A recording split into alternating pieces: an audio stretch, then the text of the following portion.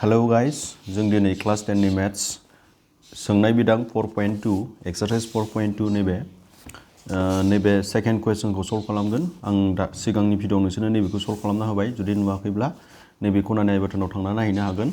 नङाब्ला बे भिडिअनि डिसक्रिप्शननि गाहायावबो लिंक मोनगोन स' नायलां बोरै सल्व खालामगोन जोङो माजों सल्व खालामनांगौ सानजाबगिरि बिजिरनायजों जौगानाय समानथायफोरनि रोदाफोरखौ दिहुननांगौ जों मा आदब बाहायनांगौ सानजाबगिरि बिजिरनाय Okay, English medium pun naik. Find the roots of the following quadratic equation by factorization. So we have to find the roots of this equation, quadratic equation, by what method? Factorization method. Okay. So I have already told you first question. If you have not seen till now, then you can check in this icon. So nailangde. So let's see how to solve. So गिबियावनो first method, okay, first step होननांगोन बेखौ first step आनो जाहैबाय मा x square नि थाफादेरजों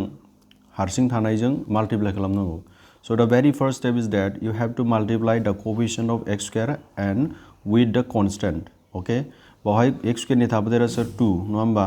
हारसिं थानाया सोर 6 बेजों multiply खालाम बेसे मोनखो 12 मोनबाय. That is the first step, okay. दानिया next step second आ जाहैबाय x जों थाफानाया सोर नोंसोर साननो हागौ x जोंलाय मा दं जेबो गैया x जों जेबो गैया साननाङा x जों 1 दंफायो ओके बे जाबाय सेकेन्ड स्टेप नाउ थार्ड स्टेपआव मा खालामनांगौ नोङो 12 आरो 1 बिसोर मोननै ओरैबायदि मोननै नाम्बार नागिरनांगौ ओरैबायदि मोननै अनजिमा नागिरनांगौ we have to find two numbers such that ओरैबायदि अनजिमा नागिरनांगौ जे सानजाबोब्ला माल्टिप्लाइ खालामबा 12 खौ मोनगोन बाट माइनास खालामलायोब्ला बा दानख'लायोब्ला जों मा मोनगोन 1 खौ मोनगोन सो 4 into 3 बेसां 12 नङा होमबा 4 minus 3 बेसां 1 होमबा जों मा लानो हायो नाम्बारखौ 4 minus 3 लानो हायो बा 4 आरो 3 लानो हायो जोंहाथ' गोबां नाम्बार दं नै 2 into 6 equal to 12 दं नङा होमबा नाथाय 6 निफ्राय 2 खौ माइनास खालामबा नों 1 खौ मोननाय नङा ओंखायनो 2 आरो 6 खौ लानो हानाय नङा बा 6 जों 2 जों प्लास खालामबा नोङो 1 खौ मोननाय नङा ओके बेनिफ्राय 12 into 1 खौबो नों लानो हागौमोन जुदि नोंहा 12 ल' मोननांगौमोनबा नाथाय बिनिफ्राय बेखौ माइनास खालामनायनानै बा प्लास खालामनायनानै 1 मोननांगौना ओंखायनो जों बिसोर मोननैखौ लानो हानाय नङा जों माखौ लाथारनांगोन 4 into 3 equal to 12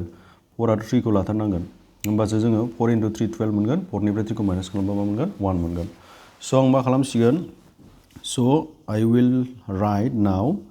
बे x खौ x खौनो लिर बे x जों जे 1 दंफायोमोन ना बिनि जायगायाव जों मा लिरनो हायो 4 minus 3 लिरनो हायो बेयाव बोरै 4 minus 3 लिरनो हाखो बे x आ ओरै जाना दं 1x जाना दङ बे 1 नि जायगायाव जों मा लिरनो हायो 4 minus 3x लिरनो हायो नङा होमबा 4 minus 3 माने 1 okay I think it is clear 0 0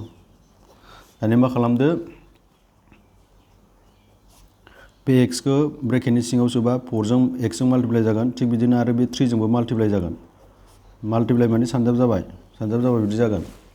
clear दानिया ब्रेकेटखौ बोखारना होदो आं मानो बेबायदि खालामदों माइनासजों प्लासजों माइनास गोबां स्टुडेन्टफोरा मा खालामो मिस्टेक खालामो मा खालामना लानानै डाइरेक्ट बेबायदि नैबेबायदि डाइरेक्ट फज'नानै मिस्टेक खालामना लायो जुदि नोंथाङा मिस्टेक जाजानो बादोंब्ला हाखु दाखु खालामनानै मिस्टेक जाबाय थायोब्ला नोंथाङा बे मेथडजों खालाम मिस्टेक जानाय नङा ओके साइनाव मिस्टेक जानाय नङा आरो स' now you have to take common बेजों कमन ला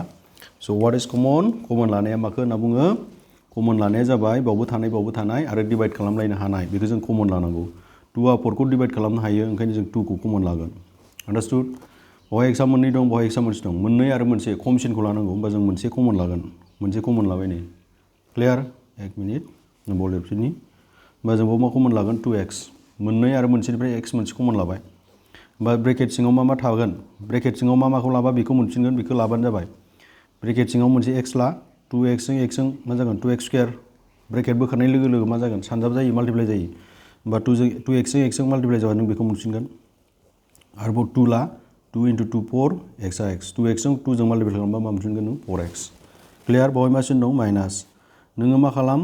बेयाव x plus 2 मोनदोंना बेवहाय नों डाइरेक्ट लिरखा बेयाव x plus 2 फैखागोन क्लियार इक्वल टु 0 नों बावहाय मा ला 3 आरो 6 नि गेजेराव मा कमन लानो हायो बेखौल' नायदो 3 आरो 6 नि गेजेराव मा कमन लानो हायो 3 आ 6 खौ डिवाइड खालामनो हायो राननो हायो ओंखायनो 3 कमन ला बाव x दं बाव x गैया x कमन लानो हाया नोङो क्लियर जाबायना I think it is clear so बाव x plus 2 बाव x plus 2 फैगोन गोसोआव लाखि बाव x plus 2 जाबाथाय बाव x plus 2 फैखानांगोन होमबा 3 जों x जों माल्टिप्लाइ खालामनाय नों मा मोनगोन -3x मोनगोन माइनास जों प्लास जों मा जायो माइनास जायो 3 जों 2 जों माल्टिप्लाइ जाबा बेसेबां जायो 6 जायो क्लियर स' बावबो x plus 2 दं बावबो x plus 2 दं एखे बुस्थुखौ जों कमन लानो हायो x plus 2 कमन लायोबा सिङाव मा थागोन 2x थागोन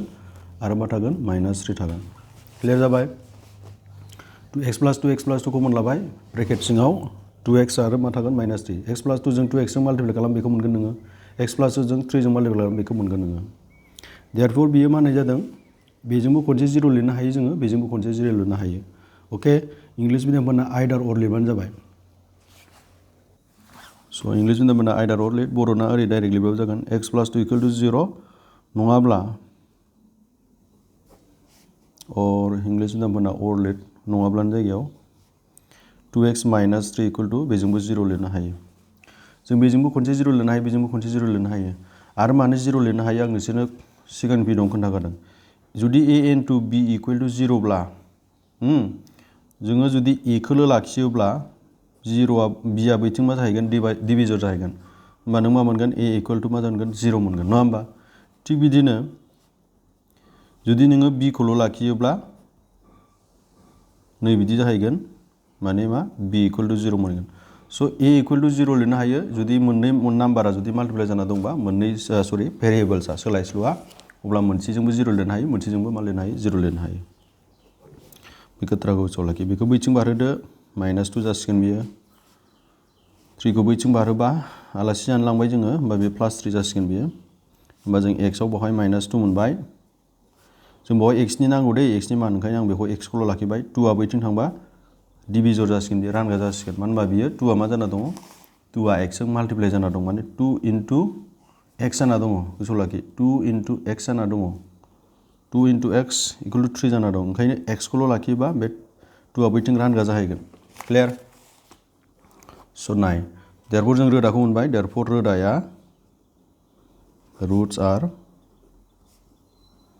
मामोन मोनसेया -2 आरो मोनसेया 3/2 जास्ट बेखौ लिरबानो जाबाय रोदाया रुट्स आर 2 -2 आरो मोनसे 3/2 ब्रेकेटावबो लिरनो हायो नो टेनसन नो प्रब्लेम स' भिडिअखौ जुदि नायनानै बुजियाखैबा भिडिअखौ गले गले नायनानै बोफिनबानो जाबाय बोनानै नायफिनबानो जाबाय होमबा बुजिगोन होननानै आं सानो उननि भिडिअआव बिदिनो लोगो मोनलायगोन नांगौ जानाय मानसिफोरनो शेयार खालामनो दाबाव स' दिनै बेखिनियानो गोजोन्थों